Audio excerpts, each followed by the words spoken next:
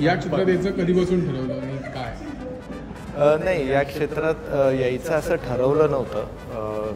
बालनाट्यापासून सुरुवात झाली, तेव्हा हाऊस म्हणून सुरू केलं, पण हळूहळू हौसेचं रूपांतर प्रोफेशनमध्ये झालं, तेव्हा अधिक जोमाने आणि अधिक गांभीर्याने नाटक करायला लागलं. किती वर्ष झाली या क्षेत्रात? 30 वर्ष. तुझं असं काही ब्रँड आहे की मला पर्टिक्युलर नाटकं असतं, मला ती डिरेक्ट करायला आवडतं?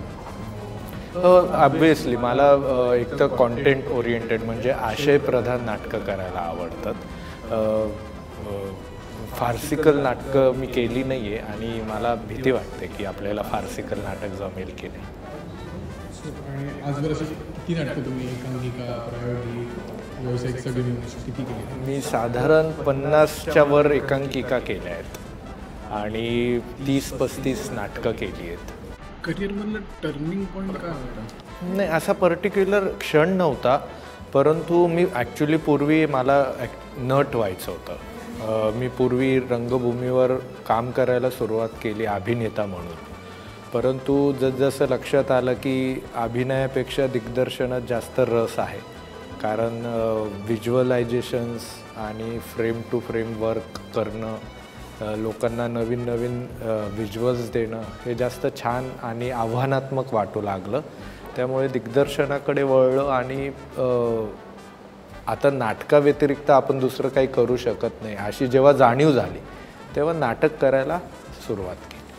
आजवर डिरेक्टला सर्वात जास्त आवडलेलं असं एकांकिका नाटक? आता सगळी आपलीच मुलं आहे, त्यामुळे त्यातलं एक चांगलं असं निवडता येणार नाही, परंतु त्यातल्या त्यात तो राजहंस एक हे नाटक सर्वात जास्त आवडलेलं.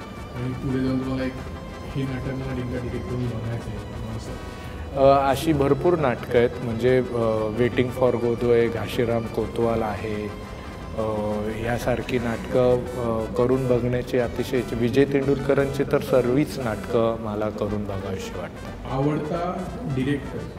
माझ्या व्यतिरिक्त आवडता डिरेक्टर रंगभूमीवरचा चंद्रकांत कुलकर्णी. आवडते नाटककार?